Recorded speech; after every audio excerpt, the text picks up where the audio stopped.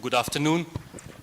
We had a very insightful, very rich discussion in the last session, and this will, in some sense, there will be natural overflow from that. In this session, what we would like to delve into in the next 40-45 minutes is looking into the future of Northeast.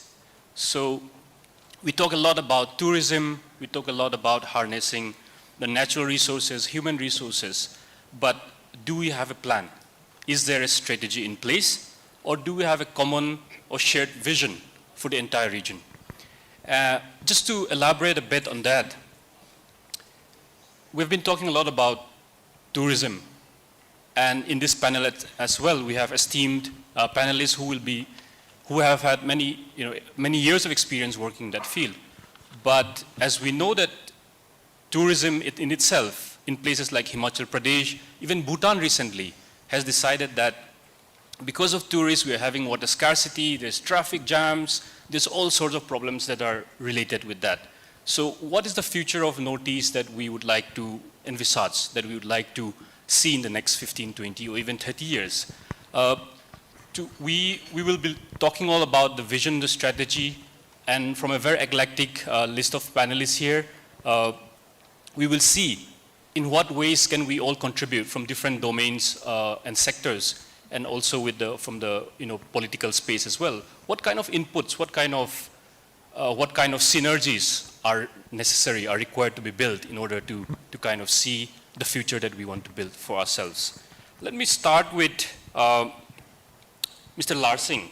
Mr. Larsing, you have your company, Centerpoint, as is popularly known, has worked in different areas. You're in hospitality, you're in real estate, you're also into sports, and more recently, you're also into electricals.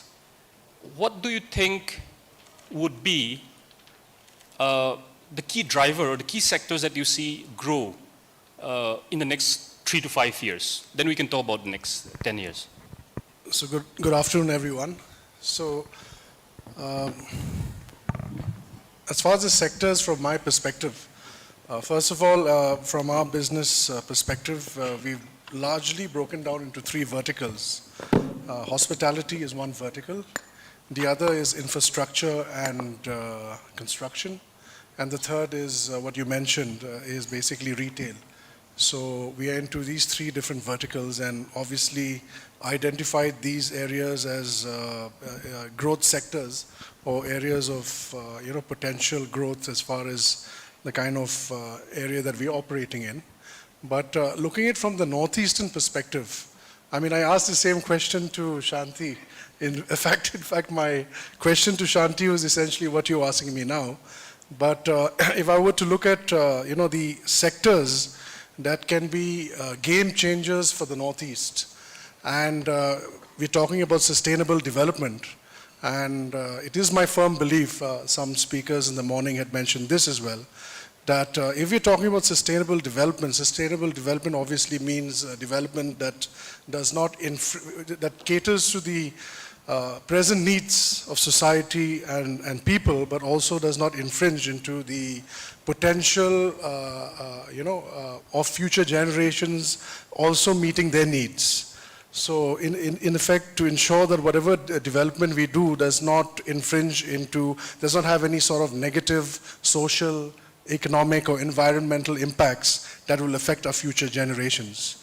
But having said that, I do believe that one of the most important aspects of development, or development that as Northeast we should ensure is always included, is the inclusiveness. So when I look at that as a model for how we should take Northeast forward and build a sustainable economic development model, and if you look at the Northeast, people mentioned 3% of the population, 4% of the population, 7-8% of the land mass.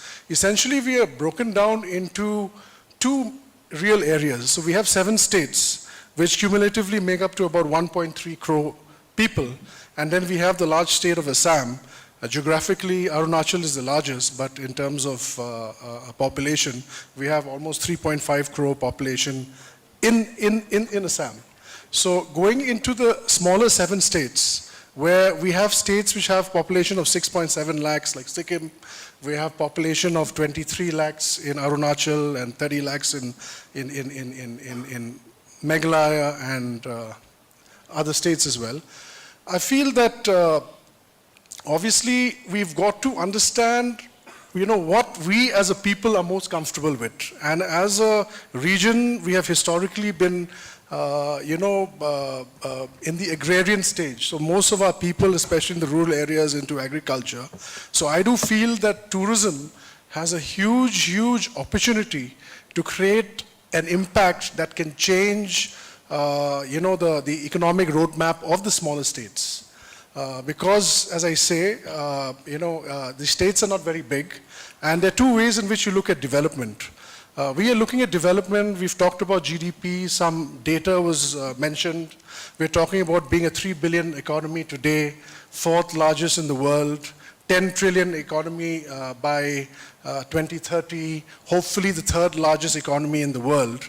But actually the flip side of where our exact situation as a country is that if you look at the per capita income, our per capita income is only about $2,100. So in that ranking, we are somewhere in 144 as far as the global ranking is concerned. So this is an area where perhaps, as far as Northeast is concerned, we can look at what are the areas of development wherein we can bring in inclusive development, wherein we can impact the local economy, the local stakeholders, and create an ecosystem of development where the local stakeholders are the biggest beneficiaries. So this is something which I feel very strongly for, and therefore in this regard I feel that tourism can be a game changer. Organic agriculture, because it's a sector which is very, very difficult to manage. We've seen Sri Lanka go through political turmoil because of it. But I do feel that as a government, for a long-term policy perspective, if we can look at somehow investing into the sector, handhold this sector through the tough times, it might be 5 years to a decade. But in the long run, you see, the thing with organic, where the advantage is, I think Prime Minister has mentioned this in the past as well, is that most parts of the rest of the country, the soil has already been tampered with. Fertilizers have already entered large parts of agricultural spaces across the country. In the Northeast, we still have a lot of areas where our soil is still untouched. And so this is what I feel is a huge, huge opportunity. So these are two sectors which I would look at, from a long-term growth perspective in terms of building internal GDP, not only as a consumer economy. That would be tourism, organic agriculture, and of course, all the other sectors which were read out in the Tawang declaration, including IT-enabled services. So this is one area where I'd like to share. In fact, recently we had also tied up with a company in Shillong. It's basically one of the BPOs from Bangalore, a company which is present in many countries. And because of COVID, there is some sort of a disruption happening in the BPO space. So because people could not go into their offices in Bangalore, all these people were working from their houses. And since they were working from their houses and still managing to conduct business, a thought came upon them that since a large number of them actually don't come from Bangalore, why not go to a place which is close to where they actually live and come up with what is now called a hub and spoke model. So what these companies are doing is that instead of building huge infrastructure and having 1,000 people work 3 slots over 24 hours, they actually, a pilot project started in Shillong 12 months back, where they've come set up a hub, trained people, and now given them connectivity where they work from their houses. So it's actually a BPO, but run by people who are living in their own environments and working from their houses. So this is a third area which I feel can also be a game changer. So yeah, so in short, I would, at this point of time, stick to these 3 areas and allow others to Thanks. We'll move on to Mr. Roshan. Roshan, you have a very interesting profile. Gobilion is doing well. It's growing fast, scaling up very fast. What's your story? And also, what has been the most important learning game for you. What is that moment when you decided to go big and say, okay, I'm going to do this, I'm going to stick to this? Because I believe a lot of youngsters in Northeast would have many dreams, would want to become entrepreneur, be founders, but what is it that makes you stick, and excel in what you do? Sure, thank you. So my name is Roshan, Farhan, as I mentioned. I run a company called Gobilion. The mission of Gobilion is to make e-commerce accessible for India's small towns and focusing mostly on the middle income segments and the lower income segments. And I'll tell you, of course, the personal background story of why I started Gobilion, the challenge I faced. But the mission was very important for me personally because I'm entirely born and brought up in Northeast, right? Born and brought up in Guwahati, did my schooling and everything there, studied in IT culture in Assam, did my MBA from IIM Shillong. So I really understood from a very deep level the issues around economic development that this region faces or the challenge that you've overcome historically as well. And that is why we kind of zoned in on a problem that affects this area or the nation at large is how we provide digital services to India's small towns and specifically the low-income customer segments. Essentially be like the UPI for e-commerce in India, right? And that was the mission for us. And that is because I also, when I was growing up in Assam early on, I saw my own friends and family really struggle with digital commerce or digital technologies as well. So the idea of Gobilion actually came in 2020, just before the pandemic. So I was actually with a very good friend of mine from college. He's also from an IT culture. And he's from Barpeta, a very small town, 100 kilometers away from Guwahati, tier 3, tier 4 town in Assam. And we realized that if you live in, and I was historically living in Delhi after my MBA, so I saw there was a huge gap, if you're living in a Delhi or a Bangalore or a Bombay, when it comes to living standards or excess of digital services, vis-a-vis while coming in Northeast and living in small towns like a Silchar or a Barpeta, or even for the matter Guwahati as well, right? And we decided to solve this problem. Now, starting up was always a big challenge. So I was in a comparatively good job. I was in management consulting in Deloitte US. I was in EY, so consulting for some of the largest companies in the world. Now, leaving that cushy job and really starting out was a big challenge because, that entrepreneurship bug is not yet very popular socially in Northeast. Right? So I had to do a lot of convincing to my own family and parents especially that, hey, I'm living this good job in Deloitte and now literally coming to a zero income, investing on my life savings in starting this company with my co-founder and taking that big leap of faith as well and starting up. And because this was 2020 and the pandemic had just hit, it was a bigger challenge, right? Because funding had dried up, markets were closed, supply chains were kind of affected. So everywhere there was chaos, right? But I think the mission was very clear to us and my co-founder, who also happens to be a very, very close friend of mine, really understood and emotionally connected to the problem as well. And we knew this was a very, very large problem at scale. This is not just a problem that affects Guwahati or Shillong or let's say the Northeast, but it's a larger problem across the country where we need to provide e-commerce services to lower income customer segments which are generally very cut off from this digital supply chains, right?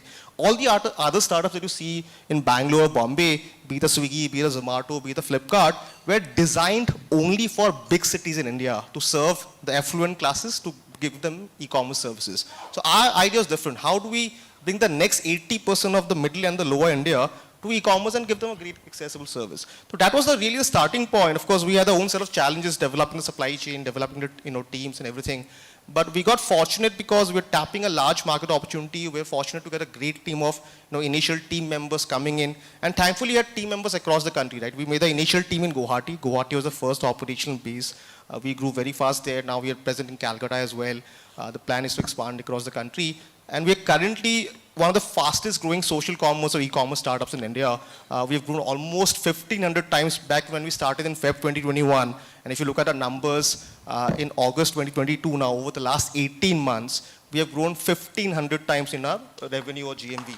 And that is why we are actually now benchmarked with one of India's topmost e-commerce startups, right? So, and we got into Y Combinator. I'm not sure people might be aware about it, but Y Combinator is the world's most prestigious investor, right? We're actually the first company ever from East India to be funded by Y Combinator, who's based in the US. And then we got a lot of US investors investing in us because of YC happened, right? And thankfully, if you actually look at a set of investors now, 80% of our investors are international investors. Then, of course, we have Indian investors, investors from Southeast Asia as well. And thankfully, we are able to create an ecosystem in Northeast. Of course, in a very limited way, it's a very long journey ahead for us as well. But in whatever limited success we've had, we could potentially show that you can start a business in Northeast and scale across the country, rather than doing the other way. Generally, startups happen in Bangalore, and at the fag end of 4-5 years, they come to Northeast, right? We wanted to show the world that you can start something in Guwahati or a Shillong or a Manipur, take it pan-India and globally as well. And I'm very fortunate to have that this journey as well. Thank you. Yeah, from the first two speakers, we've heard both the impact of COVID. Since we talk a lot about tourism, and tourism being one of the key sectors that we're looking at to drive economic growth in the region, let us move on to Mr. Oken Tayen. So what do you think should be done or needs to be done to make our communities, to make our states more resilient when it comes to tourism? Because we're not only talking about tourism now, we're looking at ecotourism, we're looking at sustainable tourism.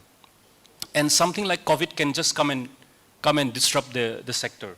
And for 1-2 years, the industry has to change gear, has to pivot into something else, or many people source of livelihood is affected. From your experience, decades of experience, what do you think needs to be done immediately to prepare for such events? Thank you. Good afternoon, everybody. Well, definitely, Northeast has really come a long way, and lots of improvements in terms of infrastructure and conduciveness of conducting tourism. I mean, just to give an example, my first trip to Manipur was in 2005. So the roads were like, every road was off-road. And you know, the way Manipur and Nagaland was portrayed, it was like you going to Colombia or, you know, like a war zone. You know, the moment I drop in Dimapur through that gate, I was thinking, when would the bullet would come flying to our car, you know? But I tell you, since down the line, 10-15 years, this is one of the most safest and most hospitable place you can, you can visit. But having said that, you know, things are really challenging. When I came with a bunch of Europeans in 2005, 15 of them, and they wanted to cross across to Myanmar from Manipur. I mean, this company I've been working with for a long time, they had something called Caravan. They start from France, going through Syria, Lebanon, then, you know, Iran, Afghanistan, Bhutan. And for the first time, they were taking the groups from India through Manipur into Myanmar. So you could do the whole thing, or you could do a section of it. So I received these people at the end of their 2 months odyssey, and the whole situation was like big wars. You know, some people had each other, you know, somebody got divorced. So they were in a volatile, you know, kind of atmosphere, the whole group. Then I was young and just started, so I said, I said, can you do it? Can you get the group cross to the other side? And in my naivety, I said, yes, I can do it, you know, because I couldn't say no, because number one, it was a big business opportunity for me. Then I ran around everywhere, and then by some connection, our Honorable DCM Manipur, Mr. Joy Kumar sir, was, I think, probably the IGP. So he said, don't you worry, just ensure that you have an Indian visa for this side, and you have a Myanmar visa on the other side, and we have an organized immigration system. We'll cross you to the other side, from the other side you handle. And then the moment I broke the news, you know, everybody was happy, then they went on the other side. And we had 2 cars of Manipuri commandos in the front, and 2 cars of the commandos in the back. But, you know, now things have changed, and now you can come out any time of the night, you know, you don't have to worry about anything. So, you know, right now we have very less to sulk about, you know, what we don't have and things like that. But, you know, our Chief Minister, we keep on mutually remarking that this is the threshold. If we don't have a plan as to how we will go forward, unless we have a crisp, simple vision, then things might go wrong, you know. I mean, and definitely tourism is not always the answer for everything. There are other things. There are sports. Manipur is the storehouse of, you know, world-class sportsmen. And, you know, we have Baichung Bhutia from Sikkim. So tourism, unless it's done rightly, you know, I suggest, you know, you don't even promote it too much. Lots of things have gone wrong in many places. Like, for example, Manali, such a beautiful place. And just because of over-tourism, people go there for drugs. And then people are not ready to pay even $10 a day because value has gone down so much. because of over-tourism. And with due respect, Ming, even Meghalaya's, not heading in a very right direction. I mean, I would remember I would go to Lightroom in 2005-06. I'll be the only person standing there in such a beautiful experience, You would go to one of the Seven Sisters Fall. If you start driving at 7 in the morning, for 2 hours, you will not see anybody. I mean, it's incomparable experience. But right now, there's not a place to stand there. Lots of trash, plastic going on, and people are haggling over a cup of chai. Is that a kind of tourism economy we need? We really not need that. Our people are much better off without that kind of tourism. So I think we have come to a point where you have to have a vision where we want to take it. And I suggest we start really basic. Let's have the place, let's have the region clean and safe. If it's a clean place, that's the best facade you can have. You don't have to put a fancy structure. You don't have to have an architectural code. If it's clean, it's beautiful already. And we don't have to wait for Radisson and TAS to come. Like what Ming has done and what the classic group has done is like, amazing. They have built such a, properties with character, regional character, where Amir Khan come to celebrate his birthday, but after staying 6 nights at my place. So, yeah. So what I'm saying is that, tourism is not everything. There are other things. There are horticulture, there's agriculture, there's music, and then, but also, we have to introspect that unless we are empowered economically, unless we are self-reliant, we're not always looking out for handout from the center, then, we don't have the dignity of, what we deserve. So, but I'm sure we'll have lots of things to speak, so we can carry on. Exactly about 100 years ago, Northeast region was the center of global capital was flowing in, tea was booming, oil exports were very high. And 100 years then now, we see a lot of global capital influx in terms of investments, a lot of interest in the region because of Myanmar, because of China, One Belt, One Road initiative, many other geostrategic reasons. Now, in such a setting, it becomes more important than ever to be very clear about what we want, what we can do. And this brings me to Honorable MP Sushmita Dev. Ma'am, we have been drafting vision documents. Vision document, Northeast Vision 2020 was there. Then states like Manipur, Nagaland, a few that I know have Vision 2030 document. How much of this are followed up or needs to follow up, or are they just papers that are like signposts that tells us which direction we're going? Because the Northeast, if we really want an inclusive and sustainable growth, would require more creative ways of getting investments, both from the center and also from the private sector.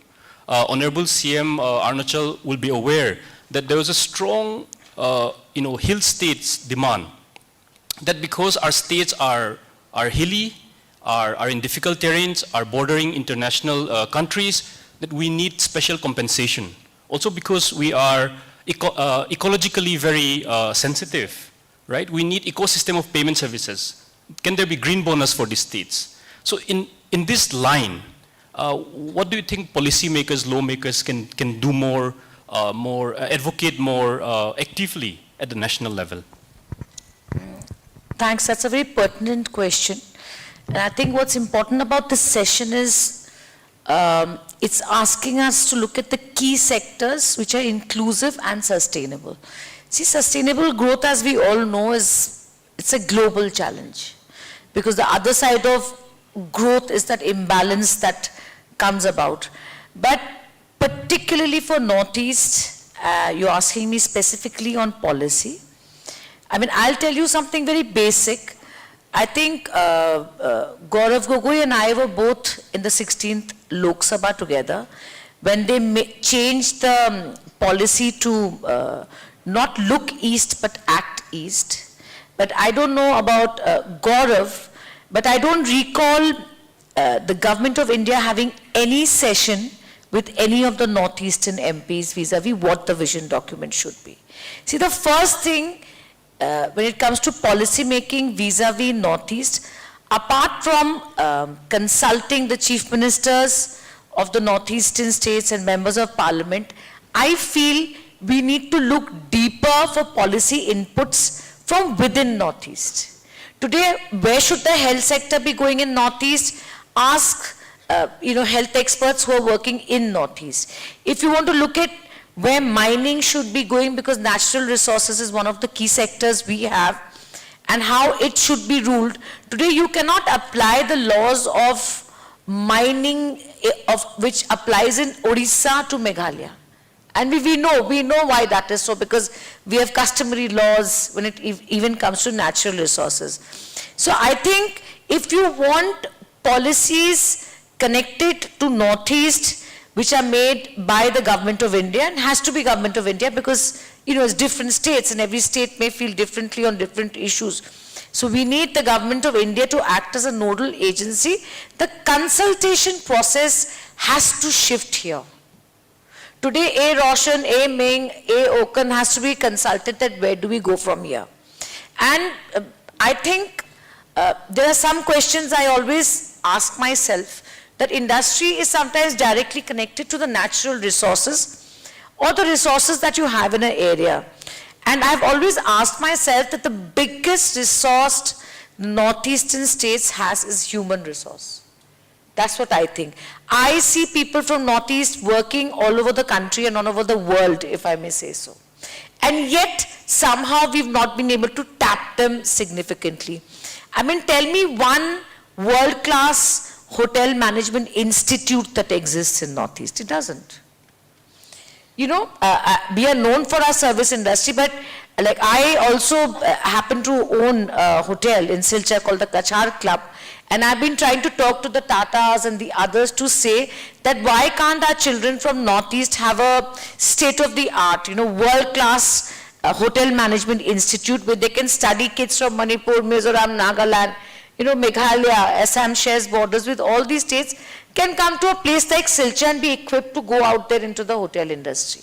So, second question I ask myself, I think the session that Gaurav did and about startups was very, very interesting, and I just do not understand why the largest English-speaking population, which is the Northeast, doesn't have a BPO.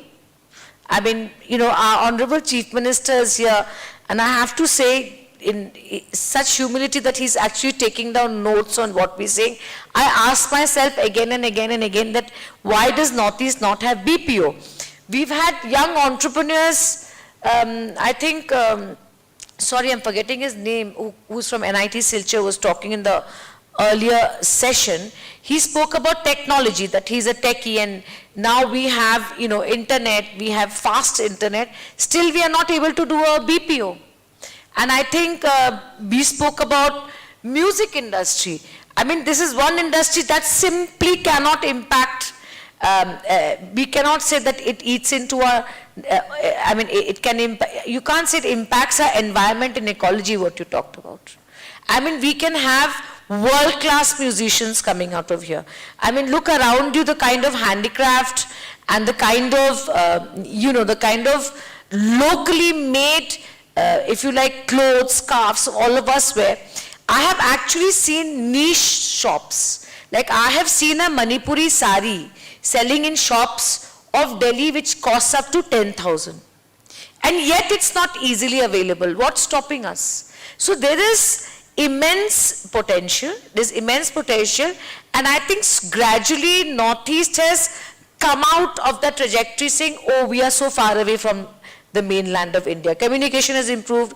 Oken talked about going right up to Myanmar. So that, I think the new generation that is coming up in Northeast has come out of that playing victim syndrome, and they're far more aggressive.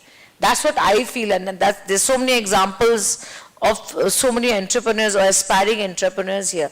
So these are the things we need to look at, and one thing, I will definitely say that what separates northeastern states from many other states is we are heavily dependent on government spending. The biggest, I think, contributor to our economy is still today the government, And that has to change. And how that can change, I think people like you who are working in the industry have to tell us how that scenario can change investment, because that is the paradigm shift we have to make. Without that paradigm shift, I think we can't take that quantum leap, and those are my views.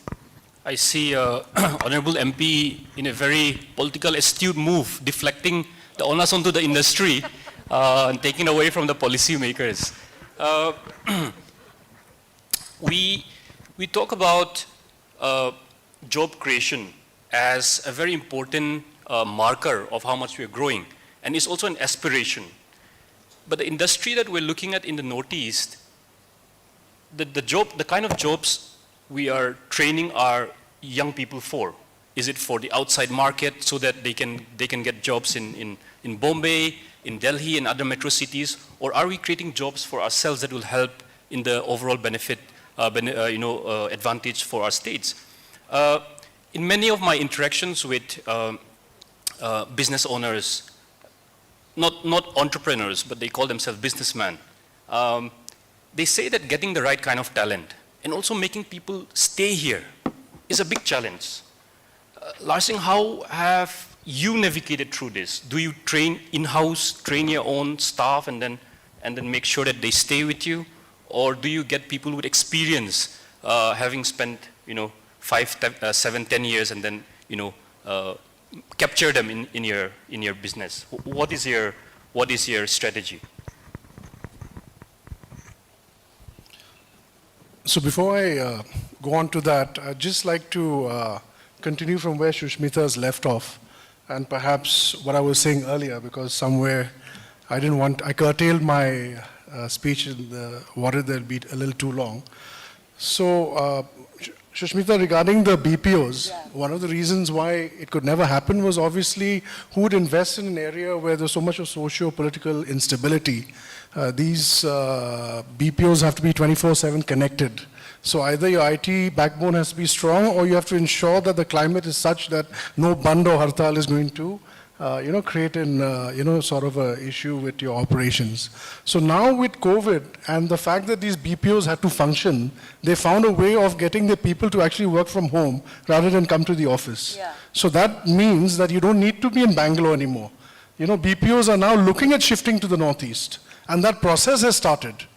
And it is up to us in the private sector and the government to take advantage of this opportunity, which is basically a disruption caused, accentuated by a pandemic, but also, the fact that technology and connectivity has improved so much. Someone mentioned earlier the geo movement and the internet movement has actually changed things, and Shanti mentioned it as well, that you don't have to look at yourself as being in the Northeast, which is so true. So when I talked about tourism making an impact on the economy, I was talking in terms of breaking up the states into two areas, because the small states are very small populated. So tourism, the kind of revenue created from tourism can make a large impact on per capita income. When you come to Assam, it's a different model. A model which works in Mizoram or Nagaland may not work in a 3.5 crore state. And the advantages there are again totally different. Because tourism will never, in my opinion, be a change maker as far as Assam is concerned. But they have so many other things, luckily in terms of, the historical tea, oil. Obviously tourism is going to grow, hopefully beyond Kaziranga, because there's no more space there, to be honest. But one area where we have to understand today is that in this changing global economic order, where we have America as a traditional big economy of the last 100 years. We now have China coming up at number 2, which is just north of our boundaries.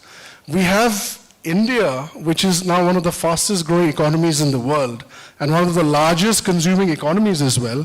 And then to our east, we have the ASEAN, which is, if you club it as a singular block, in which economists club it, it is actually the third largest growing economy and the third largest consuming economy in the world.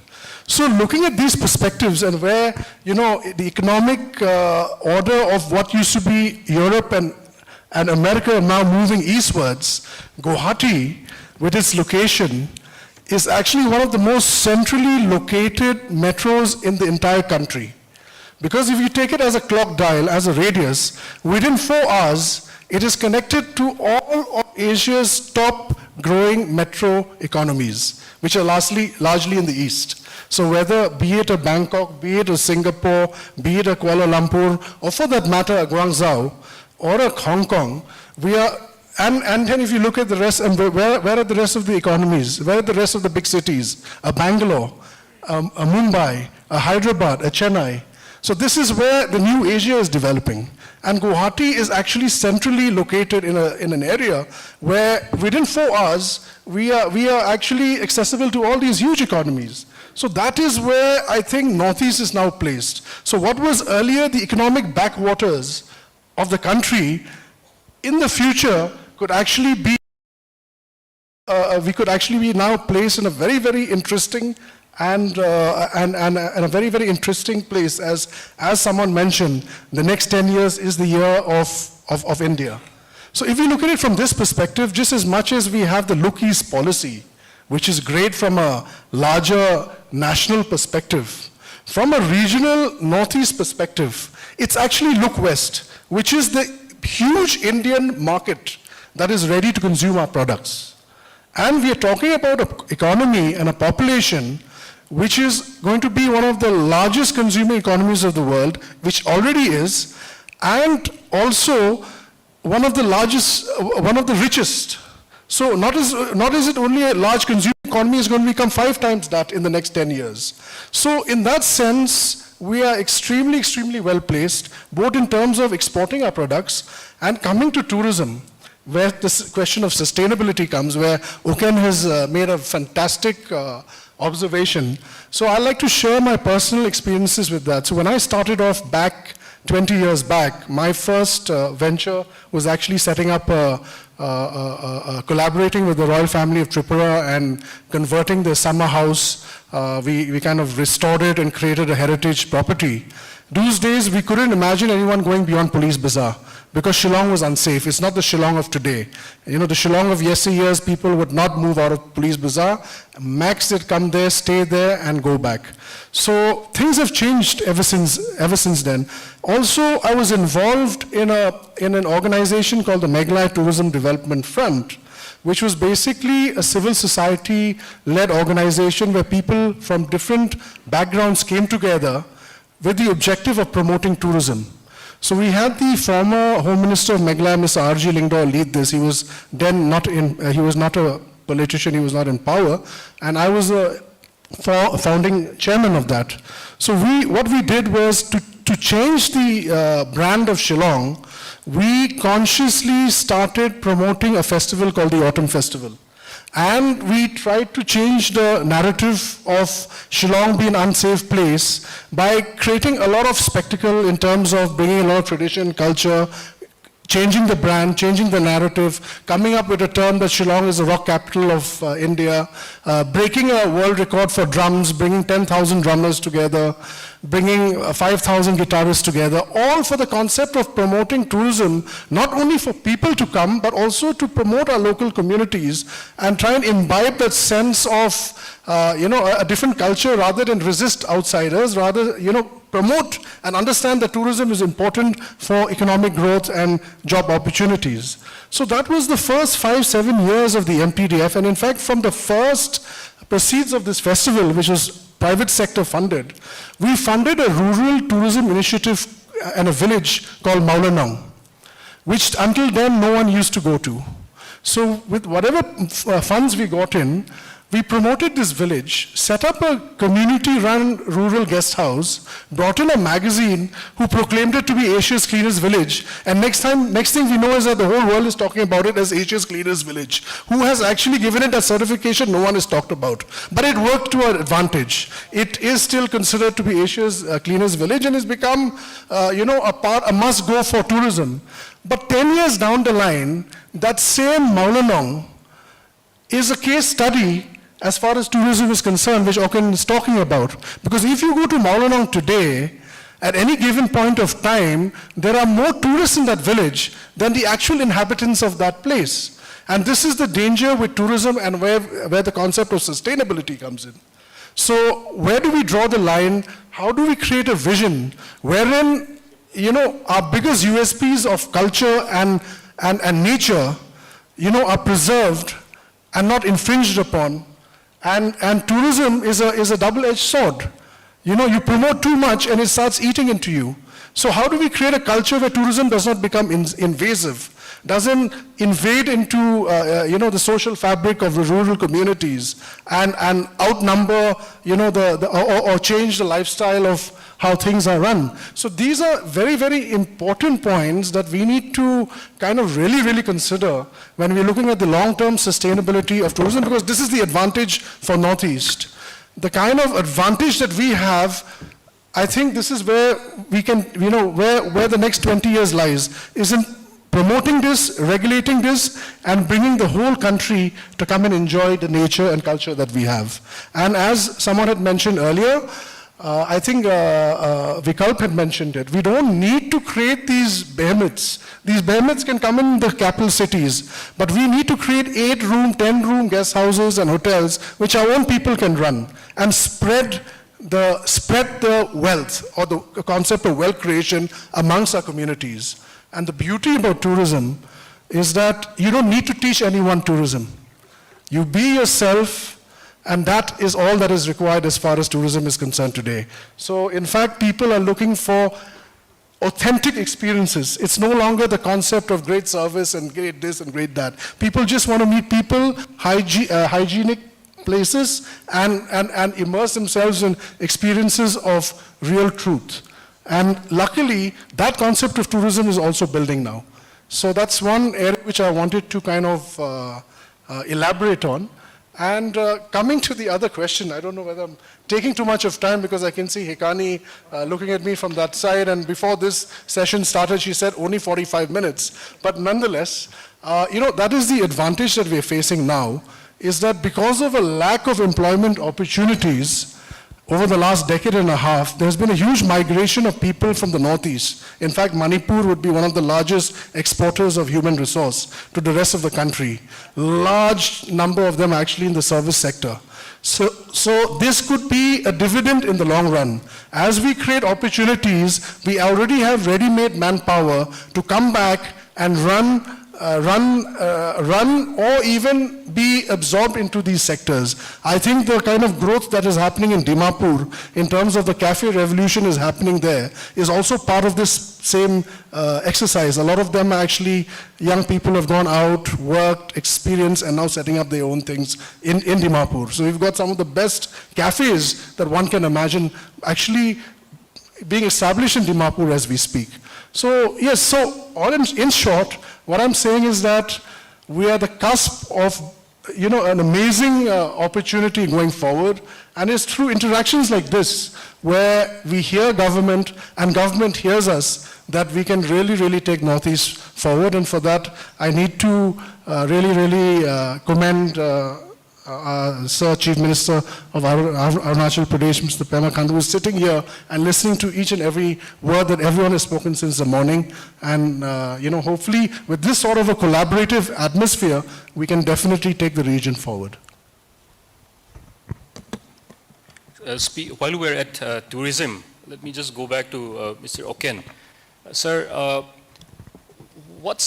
if there's so much potential in tourism in the last 10 years, or even 1.5 decade, what are we waiting for? What's holding us back from the big Northeast takeoff in tourism? Yeah, absolutely. There's another word I'm just starting to detest is the potential. I think it's about time we get off potential and make some reality out of it. So, but to be fair, things have improved here only very recently. Our good roads, like our Honorable Chief Minister had mentioned, it's been just last 6 years. And I remember my last Hornbill Festival I attended was, I think it's 18. So the drive from Dimapur to Kohima was about 6-7 hours. So it's very disorienting for people, who flew Paris to Delhi in 7 hours, then, they drive 100 kilometers stretch for, so all these gaps need to be closed. And then And then we need to understand, we really need to understand what's happening, and we must be very focused in our plans and packaging our products. I mean, I think our strong points are our rich cultural heritage, maybe natural heritage, but there are other places in the world which is much more fantastic. But we have to keep in mind the fragility of our ecosystem, the biodiversity. So, and then, like Ming mentioned, unless it's inclusive of everybody, of the guardians of the land, it's not going to be sustainable. I mean, I remember in Mon used to be such a hot destination for Europeans. Everybody used to go there, but at one point in time there was so much of them, so overwhelmed. People will just peek into the window and start taking pictures, want to buy everything. Now they're very negative. You can feel the whole vibe because they're not enjoying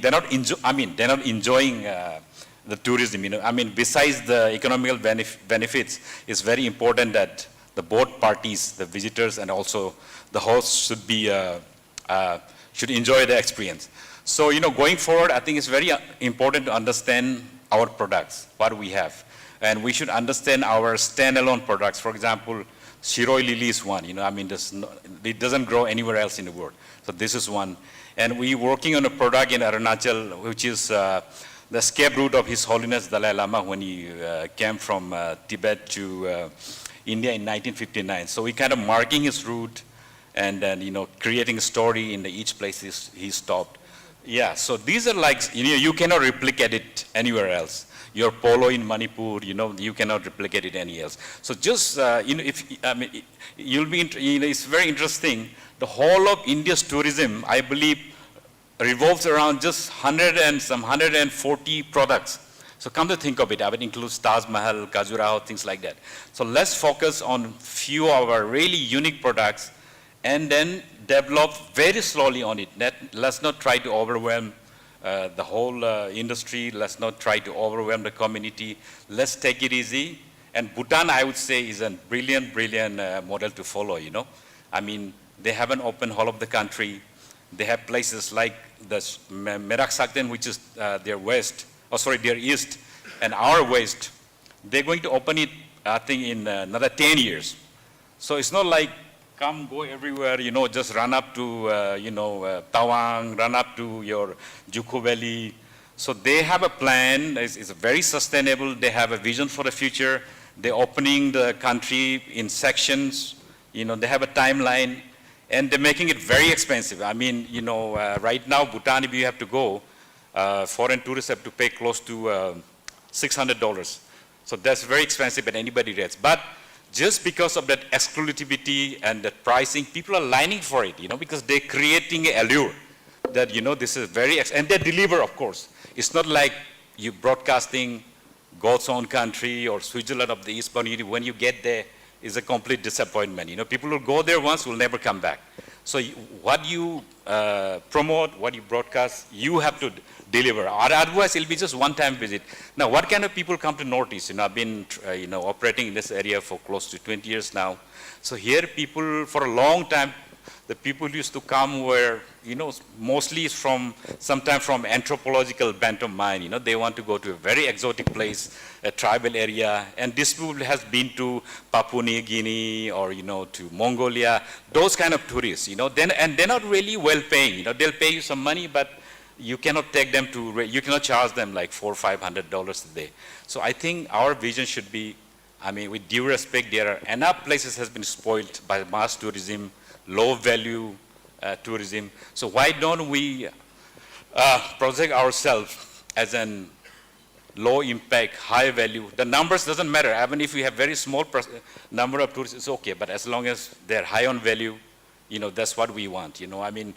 Why DiCaprio and Meryl Streep would go to Bhutan and not come to Manipur or Nagaland?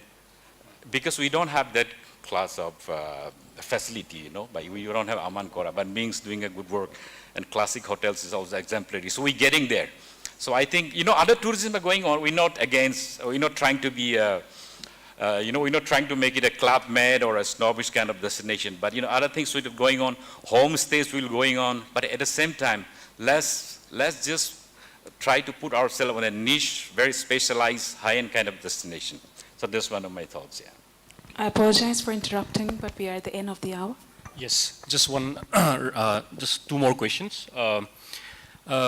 So to build that kind of, let's say, Northeast level tourist circuit, or even the kind of synergies that is required to bring different stakeholders together, Honorable MP, we will require a lot of political will.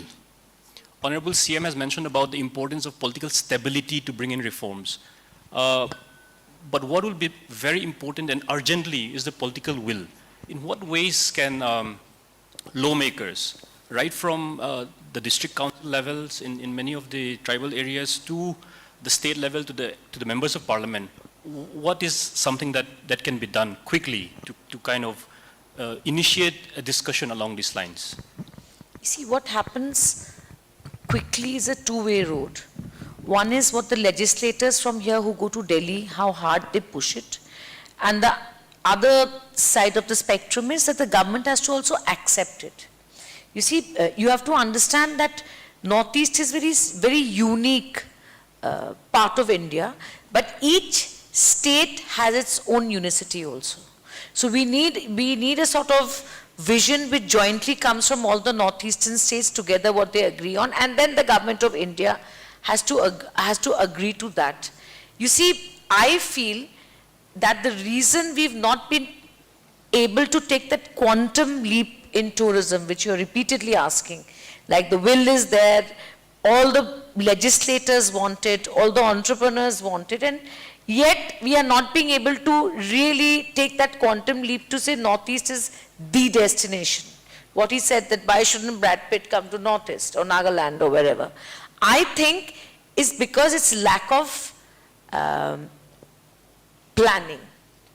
It's as simple as that.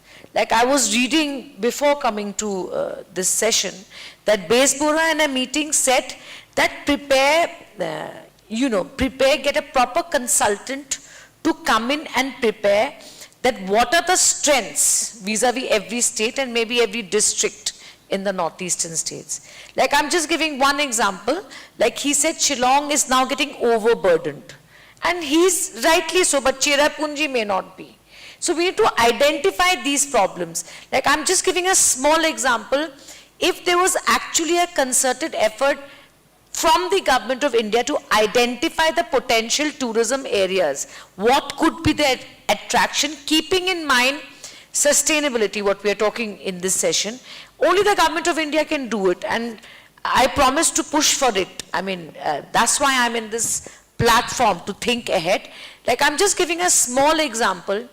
I have been talking to so many people, I mean, whoever is here from Assam, my friend is here, Gaurav is also from Assam, that the Jhatinga, where all the birds come and commit, suicide, they all just dive to death. I think it's something that needs to be documented better, which needs to be showcased and spoken about. And I don't think a phenomena like this happens anywhere in the world. So you could have people coming from Europe or anywhere to come and watch it from a distance. Like we see migration in the African wildlife sanctuaries, when they migrate from one area to another in huge herds, it's something people watch. So I believe that Northeast has to market itself. And I again go back to saying that it's not enough for the government to have a conviction. We also need to be involved in that process. You can't have act east, look east, jump east, whatever you want to call it. It has to be made by us, and that's the only way we'll take the quantum leap. Right. Point well taken. Much on the lines of Mr. Oken's focus on building a product, what makes us unique.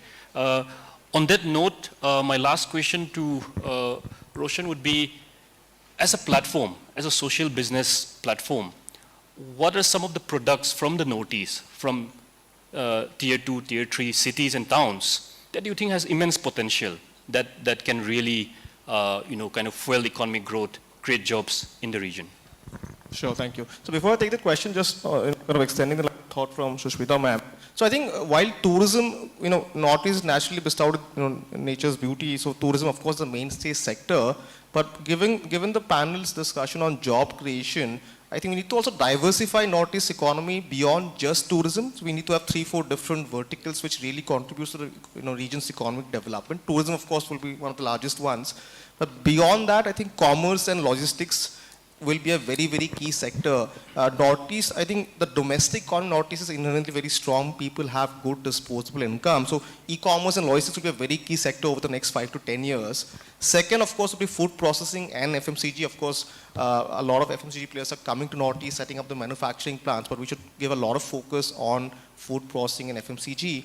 And third, of course, would be healthcare and allied services as well. But I think the message that I'm trying to convey is we need to have 3-4 key sectors and focus on each of them equally, rather than just dependent on one large sector, because it gives you a lot of global macro risk if the markets turn, since we saw in COVID. That's the one message. And secondly, of course, to your question, I think, as I mentioned, there are a lot of natural resources here. At least top of my mind, 2-3 things that really customers across the country and internationally really value. Of course, number one is food products and food processing industry, the kind of products that we produce locally in Northeast across all the states, be it Manipur, Nagaland, Assam, Arunachal Pradesh. I think the way we can brand it and kind of start selling it not just regionally but also across the country as well. I think what I've seen, at least in my limited interactions with my fellow entrepreneurs or micro entrepreneurs, is that we are very linear school of thought that, hey, I'll produce this locally, let's say in Assam, and I'll only try and sell it within Assam, or at the max try and sell it in Calcutta or let's say some parts regionally. I think the mindset needs to change. We need to start branding our local products very well and be very clear that we can start selling this nationally and internationally as well. So I think a lot of our entrepreneurs have this they don't get the right guidance, but our products are world class and we need to start branding them in that similar fashion and start selling them. The food processing definitely is one. Secondly, what I saw, I was attending a lot of industry sessions in Bombay and Bangalore recently over the summer. There's this new concept known as D2C or direct to customer brands. And I've seen so many, micro entrepreneurs across the country start to own, small food brands, small, beverage brands. And they call it D2C brands. The reason it's called D2C brands is because they directly sell to the customer through their own website or app, right? So let's say if I want to make my own brand of organic tea in Assam, or let's say any organic brand of, let's say, pickle, right? I can directly start selling to customers through my own app or my own website. And that cuts the entire middleman out, and it gives a very seamless supply chain as well. So that's, I think, one sector that you can look at. And secondly, I think a lot of focus can be given around logistics and warehousing expansion as well.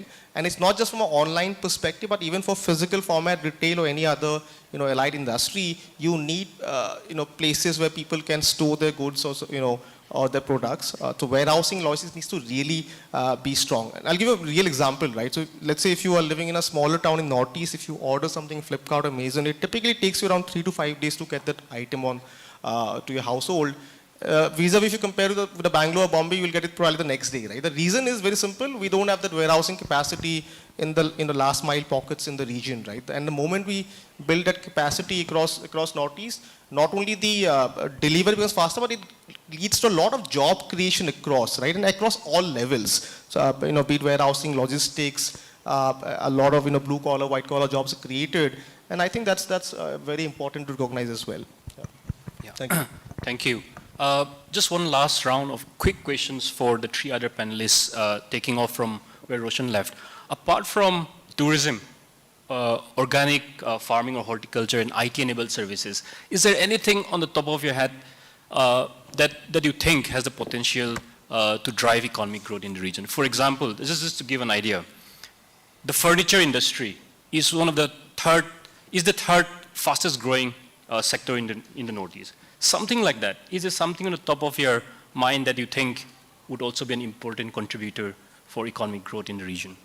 See, if you look at it from a sustainable perspective, I personally can't think of anything beyond green energy. Whatever we've discussed is agro-related, horticulture, tourism, IT-enabled. Beyond that, I can only see that there's a lot of scope for green energy. There definitely is a lot of scope for a lot of things to happen. But whether they're sustainable, whether they are feasible, in the long run is the question. For example, palm oil cultivation. Northeast has a huge potential for palm oil cultivation. But whether it's the right way forward or not is the question here. So when you ask that question, and if I have to zone it down to sustainability, then I'm afraid in my limited knowledge, being largely in the hospitality sector, I can't think beyond these as of now. So there are a lot of things. Manufacturing is happening. We've got so much of limestone deposits in many parts of the Northeast. Huge mineral deposits.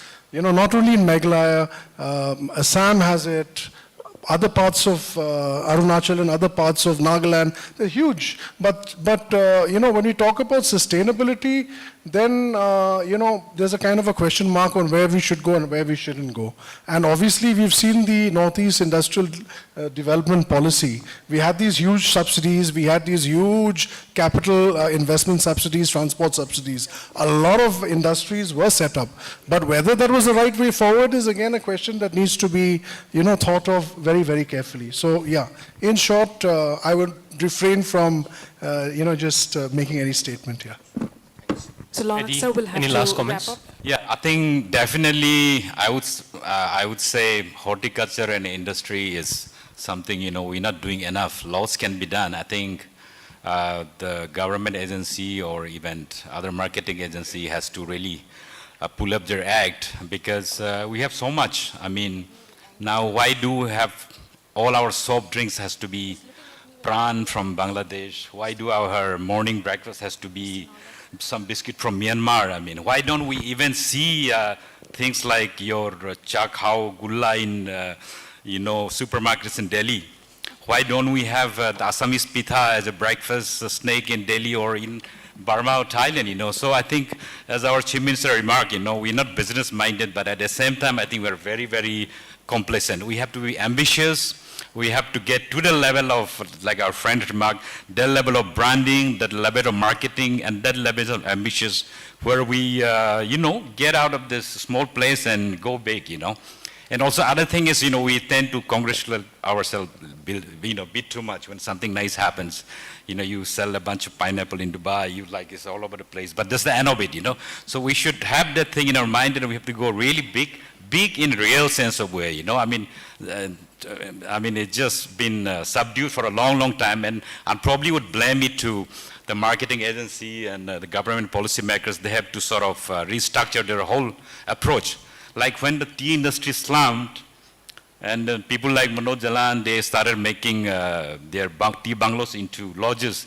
But if you went out to the market to buy a packet of tea, it never went down, Then in our state, we had a boom with ginger. This was about almost 20 years ago. They were selling for, I think, about 300 rupees a kilo. And the people were just rich overnight. It's a good thing, they were buying vehicles.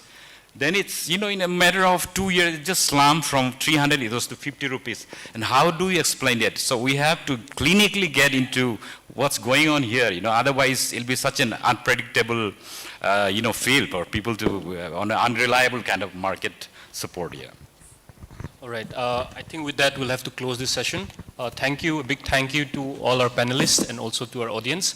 Sorry, we're not able to take any questions from our audience. If anybody would have any questions, you can, I think, approach them over tea after this session. Thank you very much.